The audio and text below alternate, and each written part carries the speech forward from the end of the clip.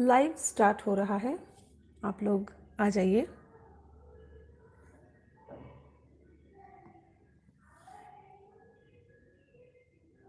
संजय, वंदना, कुछ लोग आ गए हैं।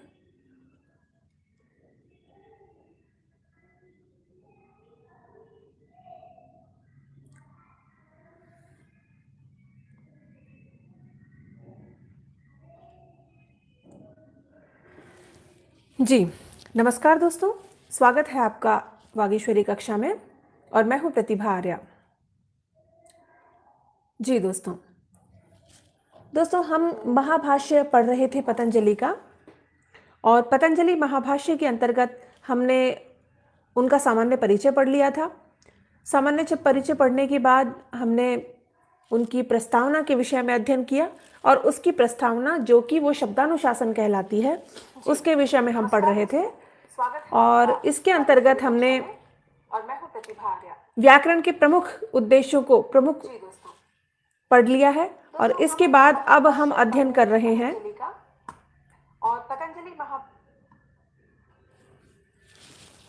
अब इसके अंतर्गत हम अध्ययन करेंगे दोस्तों व्याकरण के गौण प्रयोजनों का।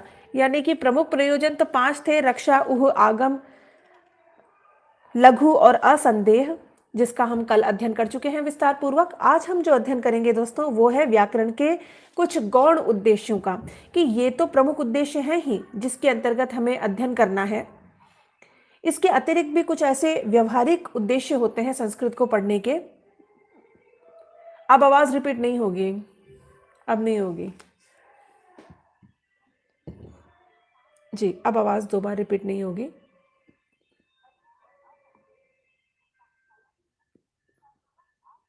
जी गुड इवनिंग, नमस्ते सभी को। अब आप लोग इसे जल्दी से शेयर कर दीजिए दोस्तों, ठीक है? फिर हम इसको आगे पढ़ेंगे। तो इसके अंतर्गत हमने देखा था कि इसमें शब्द की परिभाषा को सब कुछ विस्तार से बताया कि शब्द क्या है इस दुनिया में, शब्द की क्या महिमा है, शब्द शास्त्र को पढ़ने के लिए व्याकरण की क्या महत्ता है, वेदांगों में व्याकरण को किस प्रकार से समझाया गया है, और व्याकरण की मुख्य रूप से क्या क्या उद्देश्य हैं जिसके लिए हमको मनुष्य जीवन में व्याकरण पढ़नी ही पड़ती है। चाहे हम किसी भी भाषा में पैदा हुए हों, हमें उसकी व्याकरण पढ़नी ही पड़ती है। साथ ही एक मनोवैज्ञानिक जिनका नाम नॉम चॉम्स्की है, उन्होंने भी ये कहा था कि जो व्याकरण है ये जन्म होती है मनुष्य की, ठीक है? क्योंकि मनुष्य जिस भी समाज में पैदा होता है, जिस भी भाषा को लेकर के वो पैदा होता है, उस भाषा की व्याकरण उसे स्वतः ही आ जाती है। जब हम अपने घर में थे तो अपनी जो क्षेत्रीय भाषा है उसको हमने सीखा, तो उसकी व्याकरण को अलग से हमने पढ़ा नहीं है किसी क्लास में जाकर के, या फिर हम जो हिंदी बोलते हैं इसकी व्याकरण को भी हमने नहीं समझा है, ठीक है? व्याकरण के कुछ नियम जो हम स्कूल में आकर के सीखते हैं, व्यवहार में उनका विशेष कोई उपयोग नहीं होता। इससे पहले ही हम उसकी व्याकरण सीख चुके होते हैं, क्योंकि हिंदी हमारी भाषा है, ठीक है? ओके, चलिए अब हम अध्ययन करते हैं दोस्तों। अध्ययन करेंगे इसके कुछ गौण प्रयोजन के, ठीक है? तो देखिए, इसमें सबसे पहले इसमें बताया गया है इमानी च भूयः शब्दानुशासनस्य प्रयोजनानि, ये इसमें बताया है। अब ये शब्दानुशासन के कुछ प्रमुख प्रयोजनों के विषय में हमने पढ़ लिया। अब हम पढ़ेंगे इसके कुछ गौण प्रयोजनों के विषय में, ठीक है दोस्तों? तो ये है, इसके अंतर्गत सबसे पहले आपके सामने ये दिखाई दे रहे हैं, ते असुराः दुष्ट शब्दः यदधीतं यह तु प्रयुङ्क्ते या यस्तु प्रयुङ्क्ते अविद्वांसः विभक्तिं कुर्वन्ति यह वै इमां चत्वारि उत त्वः सक्तुमेव सारस्वतीं दशम्यां पुत्रस्य सुदेवः असि वरुणः। तो ये सारे ही जो 13 इसके अंतर्गत दिए गए हैं, ये सब 13 के 13 क्या हैं? इसके गौण उद्देश्य हैं, ठीक है? तो हम इसके अंतर्गत अब देखते हैं एक एक करके। सबसे पहले देखिए, पहला इसके अंतर्गत आपको दिखाई दे रहा है ते असुराः। क्या दिख रहा है? ते असुराः।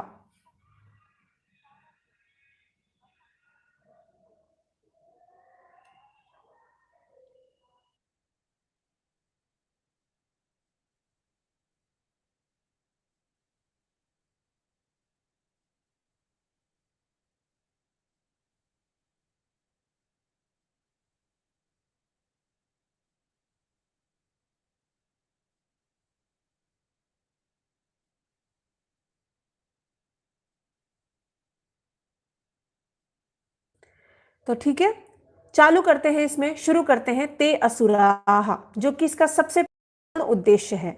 तो इसके लिए कहते हैं कि ते असुराः हेलयः हेलयः इति कुर्वन्ति परा बभूवुः। स्क्रीन क्लियर नहीं है तो आप अपना रेजोल्यूशन बढ़ा लीजिए, ठीक है, रेजोल्यूशन बढ़ा सकते हैं आप इसका, तो फिर आ जाएगी, ठीक है। तो सबसे पहले इन्होंने कहा ते असुराः और कहा हेलयः हेलयः इति कुर्वन्तः परा बभूव। ते असुराः, वो जो असुर थे, ते असुराः, वे असुर, हेलयो हेलयो, शत्रु शत्रु, इस प्रकार करते हुए परा बभूवु, परा बभू का होने का अर्थ होता है पराजित हो गए, ठीक है, ठीक है। तो अब इसके अंतर्गत ये क्या कहते हैं दोस्तों, देखिए, हम सामान्य जीवन में भी इस बात को कहते हैं कि दिन में 2 बार हमारी जुबान पर, हमारी जिह्वा पर सरस्वती विराजमान होती है। तो ये कहते हैं कि जो यज्ञगत पुरुष है उसको अपशब्द नहीं बोलने चाहिए। ते असुराः, और फिर उदाहरण दिया कि वो जो असुर थे, असुर यानी कि जो राक्षस थे, यज्ञ पर बैठकर भी अपशब्द बोल रहे थे, ठीक है। तो कहते हैं कि हमारी बात, हमारी ध्वनियाँ कब स्वीकृत हो जाएं ईश्वर के दरबार में, हमें पता नहीं है, ठीक है ना। तो इसके अंतर्गत ये बताया गया है, ते असुराः हेलयः हेलयः इति कुर्वन्ति परा बभूव। वो जो शत्रु लोग थे, वो जो राक्षस लोग थे, वो यज्ञ पर बैठे हुए थे एक दफा, और यज्ञ पर बैठे हुए भी देवताओं को गालियां दे रहे थे, अपशब्द कह रहे थे, ठीक है, और क्या कर रहे थे, स्वाहा स्वाहा का उच्चारण कर रहे थे, ठीक है। तो इस प्रकार से उन्होंने क्या किया कि यूं तो वो एक तरह से प्रार्थना कर रहे थे ईश्वर से, लेकिन बीच बीच में उनके अपशब्द निकले, तो वो अपशब्द उनको स्वयं ही लग गए, और उन्होंने क्या किया, इति कुर्वन्तः पराबभूवुः, और ऐसा करते हुए वे स्वयं ही पराजित हो गए, ठीक है। तो इस प्रकार से व्याकरण का ज्ञान यदि होगा तो यज्ञगत पुरुष जो है उस व्यक्ति को कभी भी व्याकरण रहित यानी कि अपशब्दों का प्रयोग नहीं करना चाहिए। अपशब्द सिर्फ गालियां ही नहीं होती, अपशब्द होता है गलत वाक्य का प्रयोग करना और गलत शब्द का, व्याकरण रहित शब्द का प्रयोग करना, जिसका कि कल मैंने आपको एक उदाहरण बताया था कि रविवार को कार्यालय बंद रखा जाएगा, तो बंदर रखा जाएगा की जगह ऊपर जो लाइन लगाते हैं वो बंदर खा जाएगा, इस प्रकार से उच्चारित होने लगा।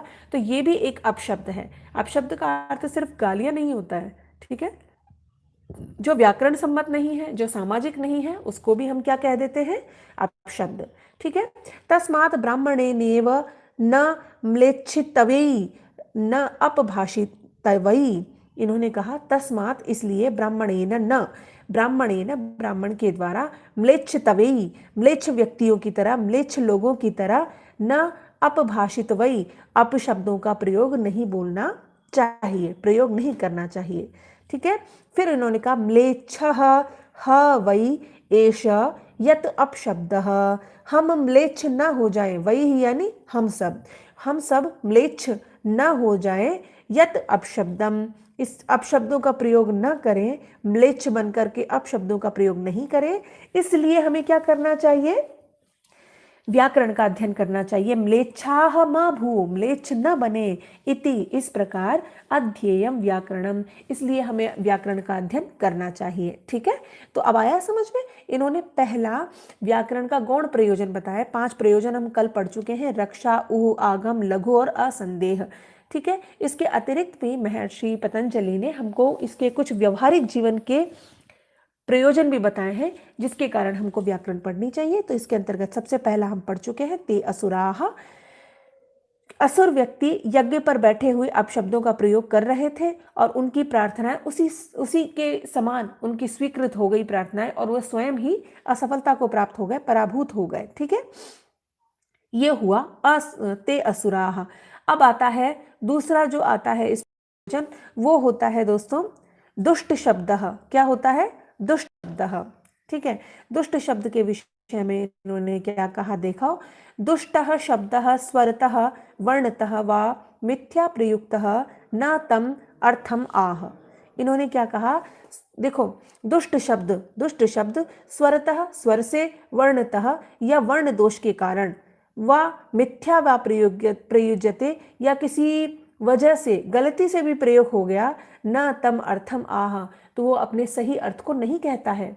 यानी कि ऐसा शब्द जो स्वर की वजह से गलत हुआ है या वर्ण विन्यास की वजह से गलत हुआ है, किसी भी प्रकार ये वह मिथ्या प्रयुक्त है या झूठ बोल करके प्रयोग किया गया है, वो अपने सही अर्थ को नहीं कहता है।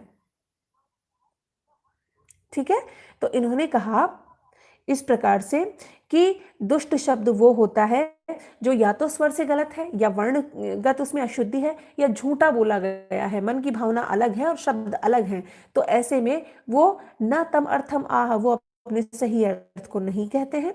ठीक है, अगला है सह वाग्व्रज यजमानम यथा इंद्र शत्रु स्वरतः अपराधात। इन्होंने कहा कि स वाग्व्रज, सह वह व्यक्ति, कौन व्यक्ति, जो दुष्ट शब्द का प्रयोग करता है। ठीक है, वाग्व्रज वाणी रूपी व्रज से, वज्र से, यजमानम हिनंती, स्वयं यजमान को ही मार देता है, यथा इंद्र शत्रु स्वरतः अपराधात, जिस प्रकार से इंद्र का शत्रु केवल स्वरों के गलत प्रयोग के कारण ही अपराध को प्राप्त हुआ और स्वयं ही मर गया। ठीक है, अब देखो क्या है, आप जानते हैं एक था यजमान, वृत्रासुर था। वृत्रासुर क्या है? वृत्रासुर, जो कि इंद्र से हमेशा वैर भाव रखता था। उसने इंद्र को हराने के लिए तपस्या की। तपस्या करते समय उसे जो बोलना था वो था स्वाहेंद्र शत्रु वर्धस्व, यानी कि इंद्र का शत्रु अर्थात वो स्वयं, वो हमेशा बढ़ता ही जाए, बढ़ता ही जाए, कभी ना हारे। इस प्रकार से उसे तपस्या करते समय मंत्र दिया गया था। ठीक है, लेकिन इस मंत्र में अभिचार यज्ञ किया, लेकिन इस यज्ञ में जो अंतिम स्वर था उसे उदात्त स्वर रखना था। ठीक है, लेकिन उन्होंने क्या किया, प्रथम स्वर को उदात्त रख दिया। कैसे? स्वाहेंद्र, इंद्र, इंद्र के ऊपर स्ट्रेस दे दिया। अंग्रेजी में बोलते हैं इसे स्ट्रेस वर्ड्स। ठीक है, जिस बात पर जोर दिया जाता है वो बात सुनाई देती है। ठीक है, जैसे रोको मत जाने दो, ठीक है, या रोको मत जाने दो, वाक्य तो एक ही है ना, लेकिन जहां हमने स्ट्रेस दिया है उस शब्द का हमको अर्थ दिखेगा। ठीक इसी तरह संस्कृत में भी होता है। उनको मंत्र दिया गया जो इंद्र के शत्रु हैं, यानी कि वृत्रासुर है। ठीक है, उसको मंत्र दिया कि स्वाहेंद्र शत्रु वर्धस्व, तो इंद्र पर उन्होंने ज्यादा फोकस करना था, लेकिन उन्होंने क्या किया, शत्रु वर्धस्व, इस पर उन्होंने ज्यादा जोर दिया, जिसके कारण उन्होंने तपस्या भी की, उन्होंने बहुत धैर्य के साथ तपस्या की, लेकिन फल इसका किसको मिल गया? इंद्र को मिल गया। ठीक है, इस प्रकार की एक कहानी आती है। कहानी यानी कि इतिहास आता है, जो कि तैत्तरीय संहिता के अंतर्गत लिखा हुआ है। इसमें एक इतिहास आता है दोस्तों। एक त्वष्टा ऋषि होते हैं, त्वष्टा ऋषि, उनके पुत्र होते हैं विश्वरूप। उन विश्वरूप का इंद्र ने वध कर दिया था। ठीक है, इस पर जो गुस्सा हो गए त्वष्टा ऋषि, तो उन्होंने क्या किया, इंद्र को मारने के लिए पुत्र की कामना, पुत्र से कामना की। पुत्र से कहा, जाओ बेटा आप ऐसा करो कि ऐसा हमको पुत्र चाहिए, मतलब प्रार्थना की ईश्वर से कि हे ईश्वर हमको ऐसा पुत्र दो जो इंद्र का शत्रु बन करके पैदा हो और वो इंद्र का विनाश कर दे। ठीक है, तो इसलिए उन्होंने स्वर की गलती से ही स्वयं का विनाश कर लिया। इंद्र की जगह खुद वृत्रासुर मारा गया। स्वर का ज्ञान व्याकरण के अध्ययन के बिना संभव नहीं होता, इसलिए इन्होंने कहा दुष्टान शब्दान मां प्रयुक्षी अहि इति अध्येयम व्याकरणम। दुष्टान शब्दान, दुष्ट शब्दों को मां प्रयुक्ष्म, यानी कि प्रयोग न करें, इसीलिए हमें व्याकरण पढ़ना चाहिए। ठीक है, यह है आपका दूसरा प्रयोजन, जो कि गौण प्रयोजन है। कुछ आपके कमेंट्स आ रहे हैं, नमस्ते नमस्ते, गुड नाइट दीदी, पूरी बुक पढ़ा दो। जी हाँ, बुक पढ़ाई जा रही है। मैम एग्जाम के लिए इंपॉर्टेंट पॉइंट भी क्लियर करना, इंपॉर्टेंट पॉइंट में बताती जाती है, इवन आपको प्रश्न बनाकर भी बताती हूँ कि प्रश्न कैसे पूछा जाएगा। दर्शना क्लास कब शुरू हुई? 9 बजे शुरू हो जाती है। ठीक है, मुकेश कुमार, आपकी भाषा जल्दी समझ में आ जाती है, धन्यवाद। राजस्थान एजुकेशन, नमस्कार मैडम, आपका नंबर दे दो। अरे नंबर नहीं दे सकती, नंबर तो व्यक्तिगत है ना। अनुराग सिंह, नमो नमः। ठीक है, नमो नमः। अब अगला पढ़ते हैं। हमने दूसरा जो इसका गौण प्रयोजन था, जिसका नाम है दुष्ट प्रयोग शब्द, इसको हमने प्रयोग कर लिया है। ठीक है,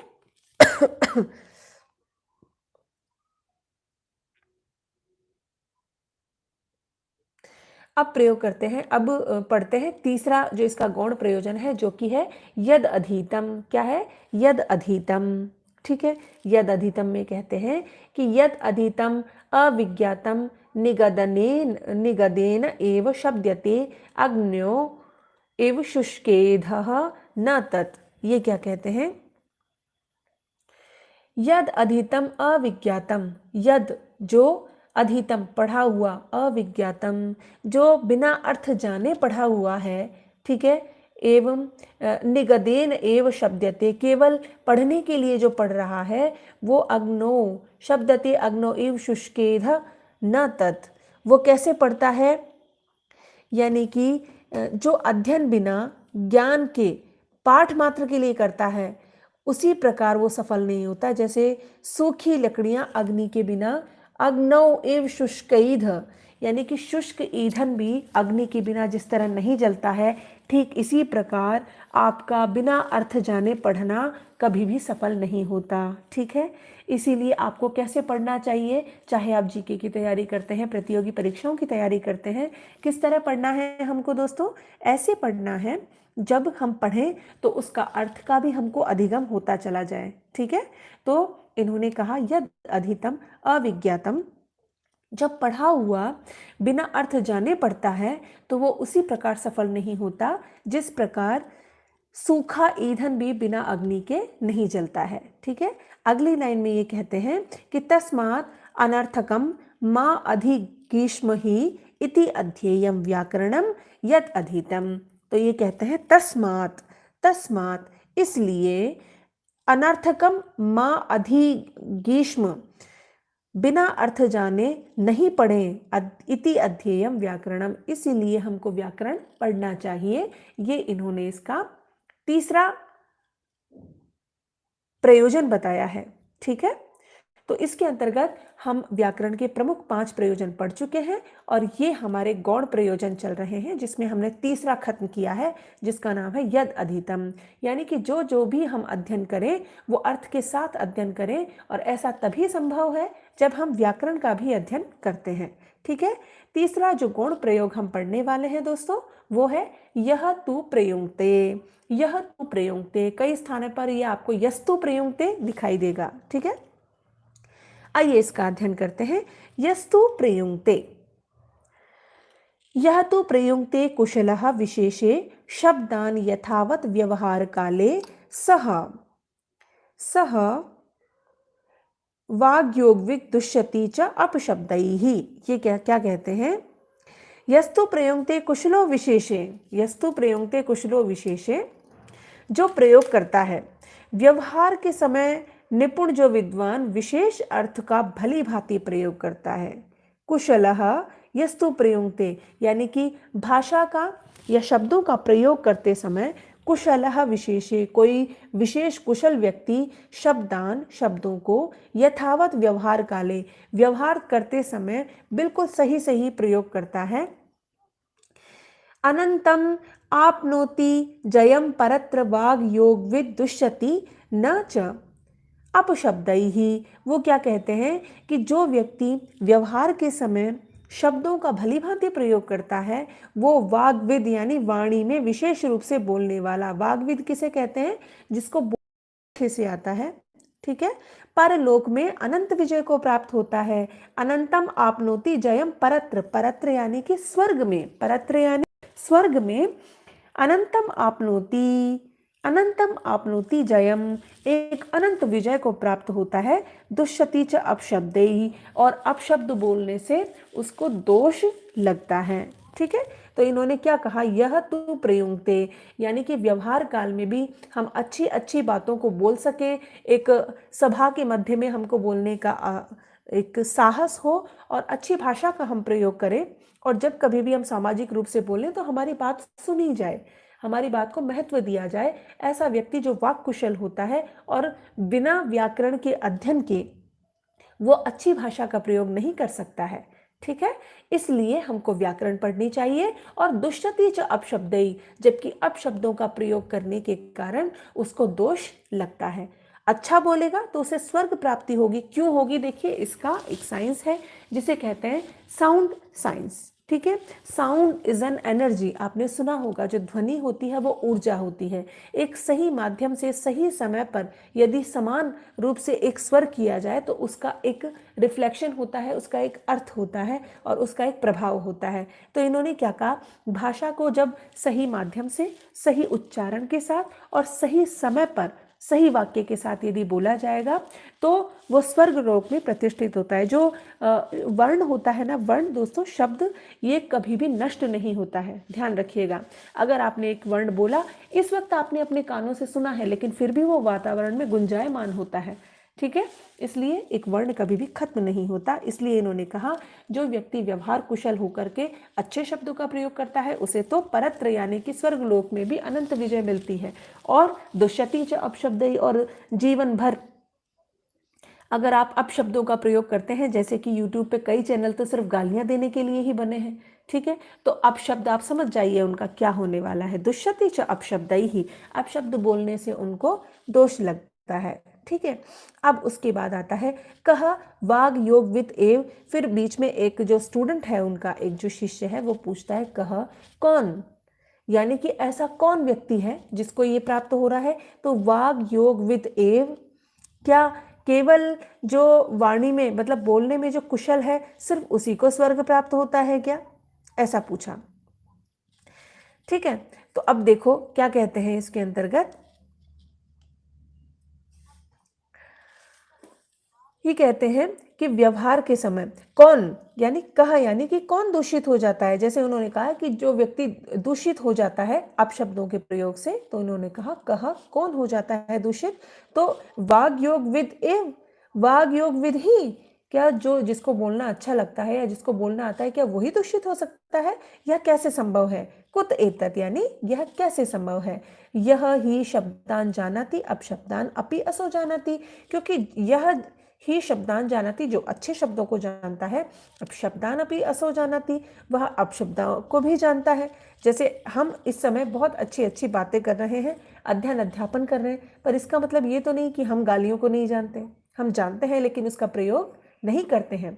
अब शब्द जो हैं उनका प्रयोग हम नहीं करते हैं, लेकिन फिर भी हम अपशब्दों को जानते हैं।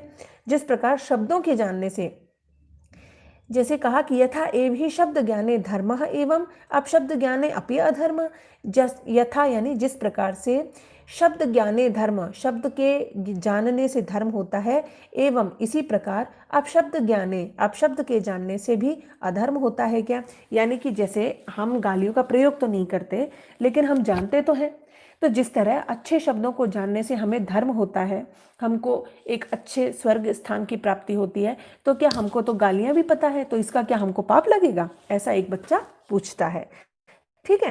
तो बताओ उसको क्या उत्तर देते हैं। अथवा भूयान अधर्म प्राप्नोति, तो फिर संसार के भूयान अधिकतर लोग तो अधर्म को प्राप्त हो जाएंगे। क्यों, क्योंकि अच्छी बात तो कम लोग जानते हैं, गालियां तो हर कोई दूसरा इंसान जानता है। भाई गालियों के लिए कोई क्लास थोड़ी चलती है, नहीं चलती ना, लेकिन फिर भी सबको आती है। तो इन्होंने कहा अथवा भूयान अधर्म प्राप्नोति, तो संसार में भूयान यानी अधिकतर लोग तो अधर्म प्राप्नोति, अधर्म को ही प्राप्त हो जाएंगे। भूयांसः अपशब्दा अल्पीयांसः शब्दा, भूयांस यानी बहुत अधिक अपशब्दा, अपशब्द तो बहुत सारे हैं, अल्पीयांस और बहुत ही कम है शब्द, शब्द बहुत कम है और अपशब्द बहुत अधिक है, ठीक है। आप लोग पढ़ तो रहे हैं ना, कि जितने भी लोग पढ़ रहे हैं इसको शेयर करते रहिए दोस्तों, ठीक है। कुछ कमेंट्स आए हैं आपके, Vikas Kumar Shastri, okay, Dinesh Shukla, MPS coaching classes, very nice Pratibha ji, thank you. और रोशन कुमार, नमो नमः। मैम राजस्थान की जनरल स्टडी के लिए भी कोई बुक बता दीजिए जिसमें शॉर्ट नोट हो। हाँ, ओके। विपिन कुमार, मैम एक बार सिलेबस भी बता देना राजस्थान वाली वैकेंसी का। ओके, बता देंगे दीदी। स्क्रीन पर वही लाइन जूम करो जो आप बोल रहे हो, बाकी लाइनें दिखाने पर ब्लर हो रही हैं स्क्रीन। ओके, ट्विंकल जी पढ़ रहे हैं, ओके ठीक है, पढ़ते रहिए। एक्चुअली स्क्रीन की थोड़ी सी दिक्कत तो है, काम नहीं कर रहा है। आप तो जानते हैं मैं पेन से पढ़ाती हूँ, चलिए ठीक है, ओके। अगली हम लाइन पढ़ते हैं। भूयांसः अपशब्दा। यहाँ पर जो महर्षि पतंजलि है उनकी अपने जो विद्यार्थी है उनसे बात चल रही है, तो उन्होंने कहा जो व्यक्ति अच्छे शब्दों का प्रयोग करता है उसे धर्म प्राप्त होता है। धर्म का अर्थ है कि एक समाज में उचित स्थान प्राप्त होता है। ठीक है, जैसा कि हम बोलते हैं कर्म, जो कि कर्म होता है वस्तुतः। ठीक है, तो उसका हम सही अर्थों में प्रयोग करें और अपशब्दों का प्रयोग ना करें। तो फिर एक हर क्लास में जैसा एक बच्चा होता है, तो उस बच्चे ने पूछा ठीक है भाई, अपशब्द जो है यानी गालियां हैं वो तो ज्यादा है और अच्छे शब्द तो कम है। फिर एकैकस्यै शब्दस्य बहवः अपशब्दा। एक एक सामान्य शब्द के भी बहुत सारे अपशब्द होते हैं। तत् यथा गौ इति शब्द अस्य शब्दस्य गावी गोणी गोता गोपो तलिका इति। यानी कि एक जो शब्द है गौ, जिसका अर्थ होता है गाय, उसके भी गावी गोणी गोता गो तलिका इति, इस प्रकार से बहुत सारे नए नए शब्द होते हैं एक ही शब्द के लिए। तो फिर कैसे पता करेंगे इनमें से शब्द कौन सा अपशब्द कौन सा? भी अपभ्रंश जो बन जाते हैं, अपभ्रंश। जैसे मास्टर, जो कि एक इंग्लिश का शब्द है, आजकल इसको हिंदी समझा जाने लगा है और माट साहब यहाँ तक पहुँच गए हैं, मास्टर जी, मास साहब, मास्टर जी। इस प्रकार से एक ही शब्द के अनेक अपशब्द बने हैं। ठीक है, तो इन अनेक अपशब्दों में से किस प्रकार एक शब्द को गिना जाएगा, क्योंकि अपशब्द ज्यादा है, सही शब्द कम है। फिर बोलते हैं अथ यह अवाग्यो गवित अज्ञानस्य तस्य शरणम। तो इसका जवाब देते हुए कहते हैं महर्षि पतंजलि कि अथ, इस प्रकार से जो व्यक्ति अवाग्यो गवित, यानी कि जिसको वाणी का सही प्रयोग करने का ज्ञान नहीं है, उस व्यक्ति का क्या होगा? अज्ञानम तस्य शरणम, अज्ञान ही उसकी शरण है, यानी कि वो अज्ञानी हो जाएगा। ठीक है, इतना ही। अब आगे कहते हैं न अत्यंताय अज्ञानम शरणम भवितुम अर्हति। न अत्यंत अज्ञानम शरणम भवितुम अर्हति। अज्ञान ही उसको शरण देता है फिर ऐसे में। ठीक है,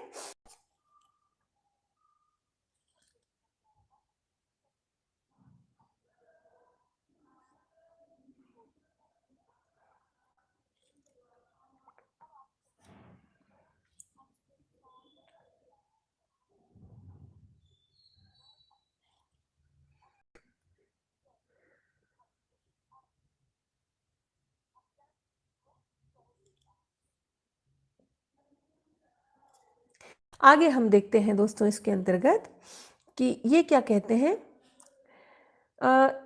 इसमें एक जो श्लोक है दोस्तों वो इसमें मिसिंग है, चलिए मैं आपको बता देती हूँ। न अत्यंताय अज्ञानम शरणम भवितुम अर्हति।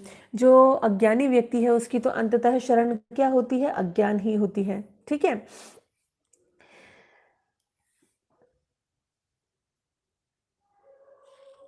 फिर यह ही अजानन वै ब्राह्मणम हन्याथ सुराम व पिबेत सह अपि मन्ये पतः स्यात् एवं तर्हि स अनंतम प्राप्नोति जयम परत्र वाग्यो विदुष्यति च अपशब्दैः। तो यहाँ पर ये कहते हैं कि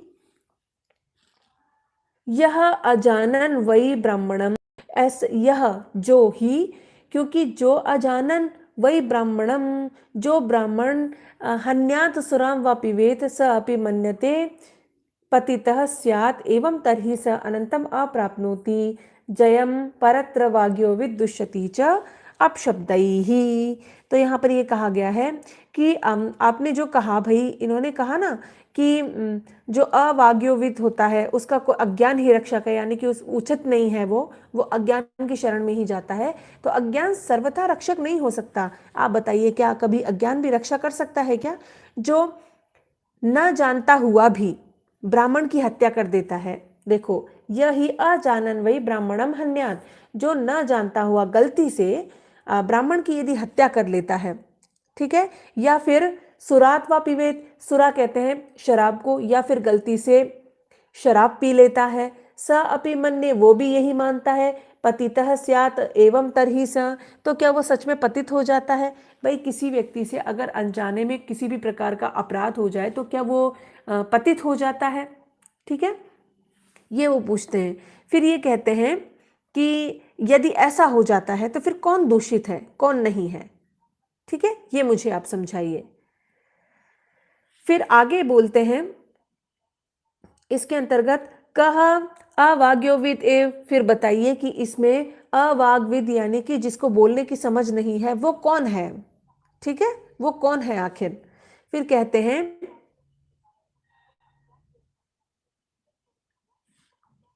अथ यह यो वाग्योविद वा, ये बीच में जो स्टूडेंट है उसके साथ का कॉन्वर्सेशन चल रहा है एक्चुअली।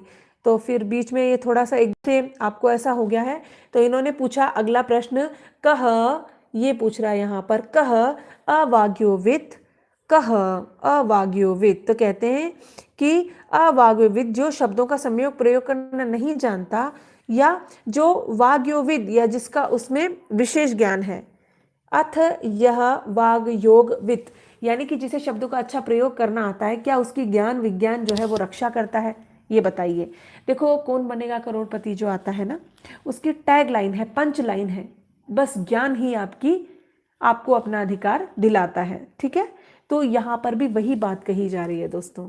ये क्या कहते हैं कि जिसे शब्दों का सही प्रयोग करना आता है वो कौन कौन होते हैं। देखिए, रेडियो जॉकी, एंकर होते हैं, अच्छे समाचार होते हैं, और आप तो जानते ही हैं समाचारों के अंतर्गत आजकल बहुत ज़्यादा डिबेट चलती है। उस समय पर एक दूसरे पर आरोप लगाने के लिए भी तो शब्दों का ज्ञान होना ज़रूरी है ना। ठीक है, लेकिन कुछ अच्छे वक्ता भी होते हैं, जैसे कि वाजपेयी जी, जो कि बहुत ही अच्छे वक्ता थे। तो वो कैसे थे, शब्दों का ज्ञान भी आता था उनके पास, और शब्दों का ज्ञान को एक सकारात्मक भाव में वो प्रयोग भी करते थे।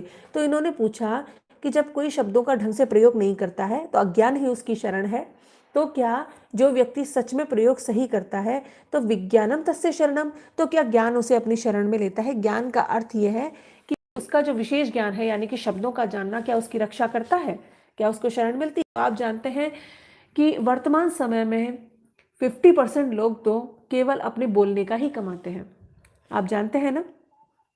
ठीक है, तो इस प्रकार से वहाँ बात की जा रही है। क्वा पुनः पुनरिदम पठितम, फिर ये कहते हैं यह श्लोक कहाँ पढ़ा गया है, यानी कि आपने जो हमको उदाहरण दिया है कि ज्ञान ही शब्द को बोलने वालों की रक्षा करता है, तो ये ज्ञान हमको कहाँ मिला है ये बताइए। भ्राजा, ठीक है, क्वा पुनः इदम पठितम मतलब ऐसा कहाँ लिखा हुआ है। जैसे कोई भी व्यक्ति हमको कोई भी ज्ञान की बात बताता है तो हम क्या कहते हैं, बताओ ये कहाँ लिखा हुआ है, कहीं लिखा हुआ है क्या ये। हाँ, तो फिर ये क्या कहते हैं कि भ्राजाः नाम श्लोकाः, भ्राजा नाम श्लोका। देखो एक ऋषि हुए हैं कात्यायन ऋषि, ठीक है, कात्यायन ऋषि, जिन्हें हम वररुचि भी कहते हैं, जिन्होंने महर्षि पतंजलि की अष्टाध्यायी के ऊपर अपने वार्तिक लिखे हैं। उनका एक श्लोक प्रसिद्ध है जिसका नाम क्या है, भ्राजा नाम श्लोका, उनका उसका नाम क्या है, भ्राजा। ठीक है, ये भ्राजा श्लोक उनका बहुत ही प्रसिद्ध है। ठीक है, तो फिर उन्होंने इसका प्रमाण यहाँ पर बताया है, उसका उदाहरण दिया है यहाँ पर। फिर ये कहते हैं किम च भो श्लोका अपि प्रमाणम, तो क्या जो ये श्लोक हुआ करते हैं क्या ये प्रमाण है फिर। किम च अतः, तो फिर अगर ये प्रमाण है तो फिर श्लोक भी प्रमाण हो सकता, तो फिर ये क्यों नहीं, ये कौन सा, ये वाला जो अब वो पढ़ने वाले हैं।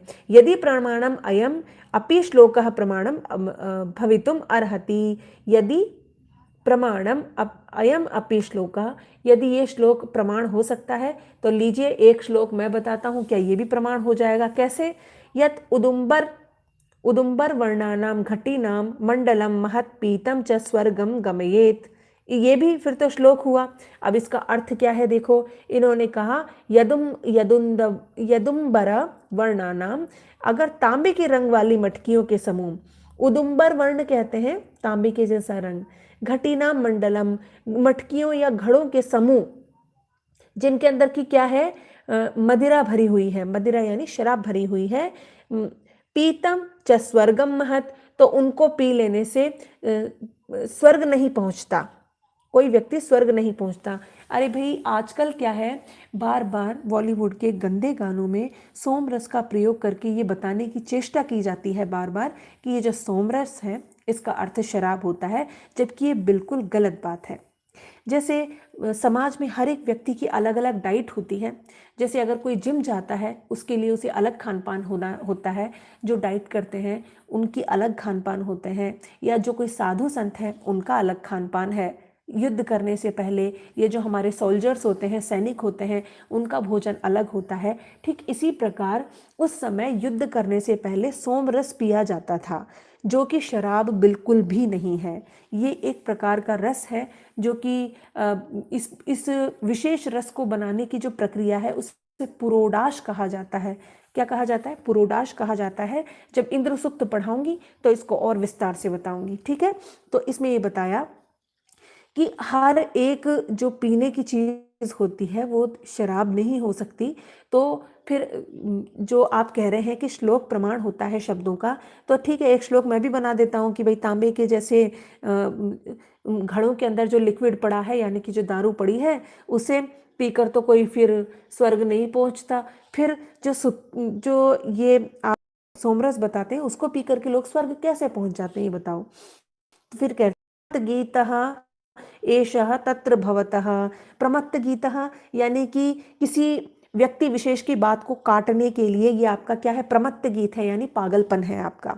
ठीक है, आजकल होते हैं ना जो रोस्ट वीडियो होते हैं ना, जिसमें एक दूसरे की इंसल्ट करके, एक दूसरे की क्लिपिंग, छोटी छोटी क्लिपिंग बता के उनके आशय को अलग अर्थ में प्रस्तुत कर देते हैं। तो इस प्रकार की चीज़ों को उस जमाने में भी होती थी ये। ठीक है, तो ये आपको यहाँ बताया जा रहा है। तो बोला कि अप्रमत्त गीत वही प्रमाण है। ठीक है, तो यस्तु प्रयुंक्ते, अब इन्होंने जाकर के पूरा सार बताया। देखो आपको थोड़ा शॉर्ट में बता दूं, ये जो अब गौण प्रयोग चल रहा है व्याकरण का, इसमें ये क्या बताते हैं कि हम एक साधारण जीवन में भी व्याकरण का सही प्रयोग कर सकें। व्याकरण अर्थात अच्छी भाषा का प्रयोग कर सकें, इसके लिए हमको व्याकरण का ज्ञान होना ज़रूरी है। वरना तो जैसे कि आप जानते हैं, जितने भी आज बॉलीवुड के रैप सॉन्ग होते हैं, जो वो ऐसी कुंठाओं से भरे होते हैं, जो गाना चाहते हैं, लिखना चाहते हैं, पर ना ही गा सकते हैं ना ही लिख सकते हैं, वो व्यक्ति अपनी कुंठा को गानों में इकट्ठा करते हैं। और क्योंकि इस समय यही गालियाँ और अपशब्द चल रहे हैं, तो वो रातों रात स्टार बन जाते हैं। तो ये बात यहाँ पर है। ठीक है, तो इस प्रकार से ये कहा कि यस्तु प्रयुंक्ते, व्याकरण इसलिए पढ़ो ताकि शब्दों का एप्रोप्रिएट आपको प्रयोग आ सके, उसका बिल्कुल सही सही आप प्रयोग समझ सके, और आपको जो बोलते हैं कि ओछे शब्दों का प्रयोग न करना पड़े, आपका शब्दकोश अच्छा हो, चाहे आप जिस भी भाषा के हों। ठीक है, इसलिए व्याकरण का प्रयोग करना ही चाहिए। अगला जो व्याकरण का गौण प्रयोग होता है दोस्तों, वो गौण प्रयोग कौन सा है? अविद्वांसः। अविद्वांसः इसके अंतर्गत कहते हैं कि प्रत्यभिवादने नामने ये प्लुतिम न विदु कामम तेषु तु विप्रोष्यस्त्रुषु इव, यानी कि अविद्वांस। अविद्वांस देखो इसका सबसे पहले कहते हैं प्रत्यभिवादन वादने नामनः, यानी कि आशीर्वाद। प्रत्यभिवादन किसे कहते हैं? अभिवादन, यानी कि किसी को अभिवादन करना। प्रति अभिवादन, अभिवादन जैसे आपने कहा नमस्ते, तो कोई आपको कहता है कि हाँ नमस्ते, खूब जियो। ठीक है, तो ये क्या है? प्रत्यभिवादन। आशीर्वाद के समय जो अविद्वान नाम की अविद्वान नाम की प्लुति नहीं जानते। प्लुति किसे कहते हैं? जब हम किसी को दूर से आवाज देते हैं और लास्ट का जो स्वर है उसको खींच करके बोलते हैं, अरे सुनो, तो हमने लास्ट के स्वर को क्या किया? खींच करके प्रयोग किया, इसको बोलते हैं प्लुत। हम जब किसी को आशीर्वाद देते हैं और उसमें विद्वान व्यक्ति के लिए प्लुत को प्रयोग नहीं करते, उसका ढंग से प्रयोग नहीं करते, तो उसके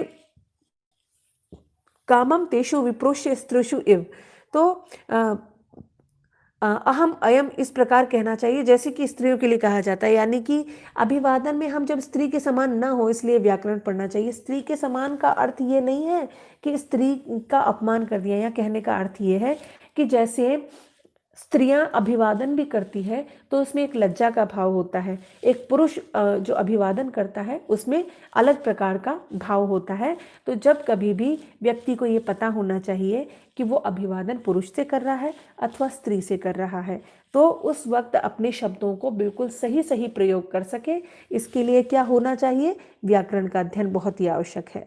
ठीक है, इति अविद्वांसः। फिर अगला कहते हैं विभक्तिम कुर्वन्ति। क्या कहते हैं? विभक्तिम कुर्वन्ति। क्या कहते हैं? याज्ञिका पठन्ति प्रयाजा स विभक्तिकाः कार्याः। क्या कहते हैं, याज्ञिका पठन्ति,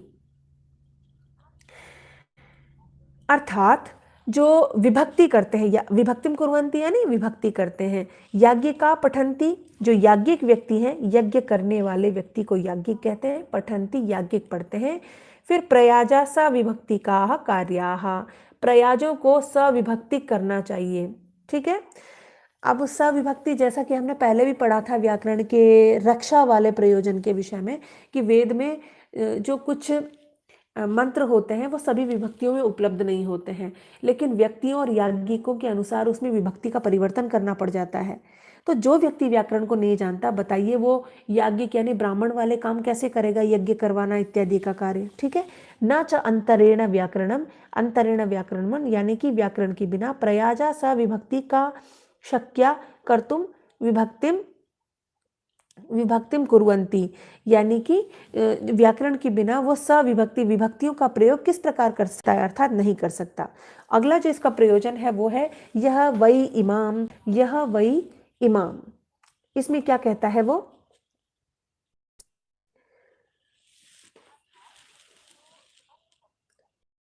यह वै इमाम पदशः स्वरशः अक्षरशः वाचम विदधाति सह आर्त्विजीनः, आर्त्विजीनः।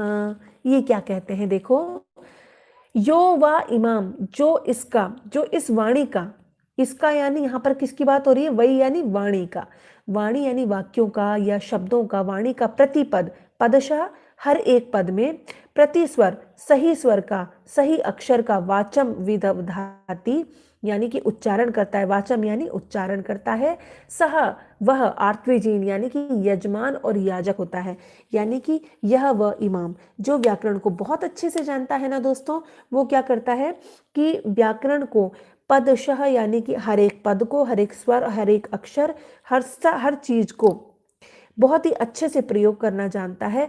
वो क्या है, वो सच्चे अर्थों में यजमान है, ठीक है। उसको हम क्या कहते हैं, सच्चे अर्थों में उसको यजमान या याजक कहते हैं। तो आर्त्विजीना श्याम, आर्त्विजीन यानी कि एक अच्छे यजमान, श्याम यानी होवे, इति अध्येयम व्याकरणम, इसलिए व्याकरण का अध्ययन करना चाहिए। फिर कहते हैं यह वे इमाम, इस प्रकार ये यह वे इमाम खत्म हुआ। इसके बाद कहते हैं चत्वारी।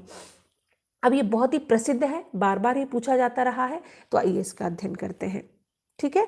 क्या कहा कि चत्वारि शृंगाः त्रय अस्य पदाः द्वे शीर्षे सप्तहस्ताशः अस्य त्रिधा बन्धः वृषभः रोरविति महादेव मर्त्यान अविवेश। तो ये क्या कहते हैं, चत्वारः शृंगा, चत्वारी यानी चार, शृंगा सींग है, चार सींग है, त्रय अस्य पादाः तीन इसके पैर हैं, द्वे शीर्षे दो इसके शीर्ष हैं, सप्तहस्ताशः सात इसके हाथ हैं, अस्य त्रिधा बंधः और ये तीन प्रकार से बंधा हुआ है, वृषभ यानी बैल या वर्षण करने वाला, रोर इति ध्वनि करता है, महादेव मर्त्यान अविवेश, और फिर महान देव जो है, मर्त्यान यानी मृत्यु के जो महान धर्मात्मा है, अविवेश उनमें ही प्रविष्ट हो गया है, ठीक है, इस प्रकार से कहते हैं।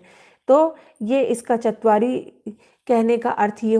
अब एक एक को समझो, चत्वारि श्रृंगाः, चार सींग जो है, इसमें हम निरुक्त पढ़ेंगे तो इसको और विस्तार से पढ़ेंगे। इन्होंने कहा चार सींग है जिसकी अच्छी वाणी है, उदाहरण दिया है व्याकरण के लिए कि चार सींग यानी कि नाम आख्यात उपसर्ग निपात इति चत्वारी पद जातानी, इस प्रकार से निरुक्त में आता है, तो इसको हम बाद में अध्ययन करेंगे। अभी सिर्फ इतना जाने कि चार सींग, व्याकरण के जो चार सींग है जिन्हें कि नाम आख्यात उपसर्ग निपात कहते हैं, पद जातानी, ये चार पद होते हैं। त्रय अस्य पादा, तीन इसके पैर हैं जिसको हम भूत भविष्य और वर्तमान काल संबंधी तीन पैर कहते हैं। द्वे शीर्षे, दो इसके सिर हैं जिसका आशय क्या है, दो सिर कौन कौन से हैं, और सात इसके पैर हैं। दो सिर का अर्थ यहाँ पर हो गया एक तो शब्द और एक दूसरा उसका अर्थ, ये हो गए इसके दोनों सिर। इसके बाद कहते हैं सप्तहस्ताश यानी कि सात जो विभक्तियां हैं व्याकरण में, ये इसके हाथ हैं। अस्य त्रिधा बंधः, और ये तीन प्रकार से बंधा हुआ है। तीन प्रकार किससे, तीन स्थानों से, यानी कि उर कहते हैं हृदय को, कंठ और शिर, 3 प्रकार से ये बंधा हुआ है। आगे इसका अध्ययन करेंगे। रोरविति, और इस प्रकार से बिल्कुल वृषभ के समान कामनाओं की, वृषभ यानी वर्षा करने वाले, ये कामनाओं की वर्षा करने वाला है और शब्द करता है। अब एक एक को देखेंगे। सबसे पहले यहाँ से देखिए, चत्वारि श्रृंगानि चत्वारि पद जातानि। जैसा कि मैं आपको बताए कि पद 4 प्रकार के होते हैं। कितने? 4 प्रकार के। नाम, अकथ, उपसर्ग और निपात। ठीक है। त्रय अस्य पादाः, 3 जो समय की 3 राशियां हैं, भूत, भविष्य और वर्तमान, ये तीनों इसके पैर हैं। ठीक है, व्याकरण के। द्वे शीर्षे शब्द आत्मनो नित्य कार्यम च, शब्द और नित्य, यानी कि शब्द 2 प्रकार के हैं। एक तो शब्द जो स्वयं शब्द है, ध्वनि, और एक उसका अर्थ। ठीक है, तो ये 2 उसके सिर हैं। सप्तहस्ताशः, 7 इसके हाथ हैं, जो कि 7 विभक्तियों के रूप में है। त्रिधा बंधः, और 3 प्रकार से ये बंधा होता है, 3 स्थानों से। उरसी यानी हृदय से, कंठे, शिरसी, क्योंकि जब हम मुंह से शब्द बोलते हैं सबसे पहले वो हमारे हृदय में उत्पन्न होते हैं। ठीक है, हृदय में उत्पन्न होने के बाद कंठ में आते हैं। कंठ में आने के बाद हमारा जो शिर है, बीचों बीच, सर के बीचों बीच, वहां से गुंजायमान होते हुए मुख से बाहर आते हैं। ठीक है। वृषभः वर्षणात्, वृषभ जो होता है, वैसे तो हम वृषभ बैल को कहते हैं, लेकिन वर्षति इति वृषभ, यानी कि वर्षा करने वाले को हम वृषभ कहते हैं। रोरविति शब्दम करोति, रोरविति का अर्थ क्या है? शब्द करने वाला। कुतः एतत्, अब ये हमको कहाँ से प्राप्त होता है? इस प्रकार से कहते हैं कि कुतः एतत्, कुतः एतत्, ये कहते हैं। ठीक है, आप सब लोग जाग तो रहे हैं ना, सो तो नहीं गए हैं? इसको आपने शेयर तो किया है कि नहीं, ये तो बताइए। बताइए मुझे, एक बार कमेंट करके बता दीजिए, क्या आप पढ़ रहे हैं? आपको समझ में आ रहा है या आज के लिए बहुत ज़्यादा हो गया है? ये बताइए, एक बार कमेंट करके आप लोग बता दीजिए दोस्तों, ताकि मैं आगे बढ़ूं।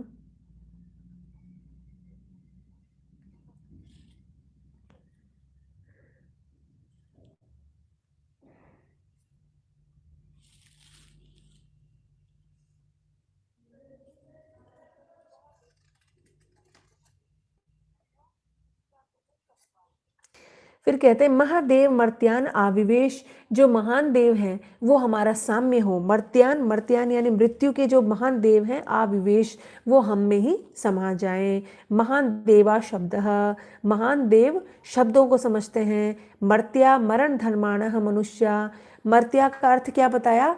ऐसे व्यक्ति जो जिनका अंत निश्चय ही होता ही है। ठीक है, आप सब लोग पढ़ रहे हैं, आपका धन्यवाद। चलो फिर कहते हैं तान आविवेश, यानी कि जैसा कि हमने पहले शब्द और अर्थ के विषय में पढ़ा था कि जब शब्द, हमारे मुंह से जो शब्द निकलने वाले हैं, सबसे पहले वो हमारे हृदय में जागृत होते हैं, उत्पन्न होते हैं वो शब्द। ठीक है, लेकिन उसका ज्ञान केवल महान देव या योगियों को होता है। तो इन्होंने बताया कि मर्त्या, मरण धर्मी जो मनुष्य हैं, साधारण मनुष्य हैं, वो उनको इसका ज्ञान नहीं होता। महता देवेन न साम्यम यथा स्यात् इति अध्ययन व्याकरणम, ये महान देव जो हैं उनसे हमारी आत्मा का साक्षात्कार हो जाए, इसलिए हमको व्याकरण पढ़ना ही चाहिए। ठीक है। अपरम आह चत्वारि वक परिमिता पदनी तनी विदु ब्राह्मण, ये मनीषिणः गुहा त्रीणि निहिता न इंग्यति तुर्यम वाचा वाच मनुष्य वदन्ति। तो ये इस प्रकार से ये कहते हैं कि जो वाणी है दोस्तों, इन्होंने सबसे पहले क्या कहा?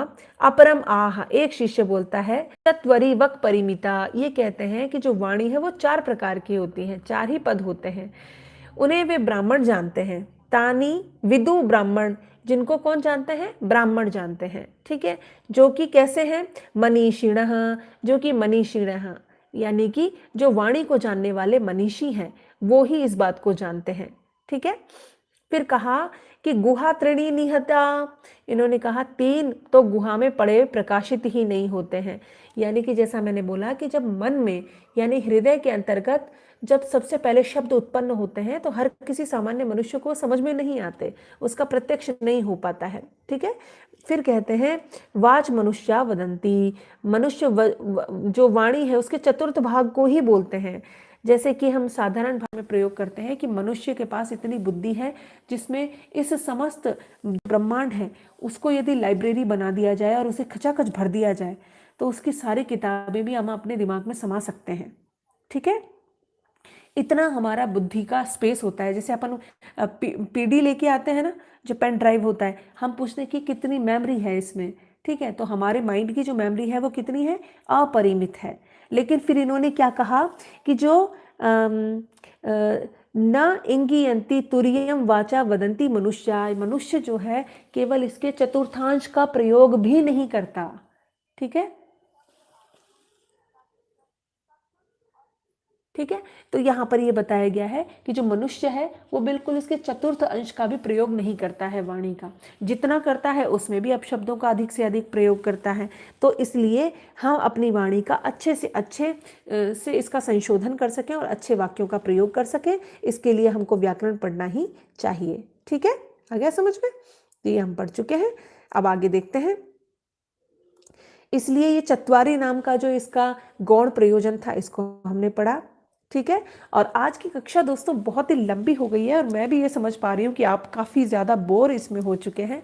तो मैं समझती हूँ, हाँ, पढ़ते समय नींद आती है, देखो सज्जन कुमार झा जी कह रहे, बिल्कुल सही बात है। और क्योंकि ये थोड़ा कठिन शास्त्र है इसलिए मैंने आपको एक एक करके इसको पढ़ाना ज़रूरी समझा। हाँ जी, मैं रोज़ लाइव पढ़ाती हूँ, रोज़ 9 बजे। ठीक है, बस आज का ये थोड़ा सा कठिन आपको लग रहा था। अब की बार जो पढ़ाया जाएगा दोस्तों वो कठिन नहीं होगा, पूरी उम्मीद है मुझे ऐसी। तो अब जो हमको पढ़ना है, देखो हमने शब्द क्या है ये पढ़ लिया, शब्दानुशासन पढ़ लिया, व्याकरण के 5 प्रमुख प्रयोजन पढ़ लिए और अब 13 गौण प्रयोजन लगभग पढ़ चुके हैं।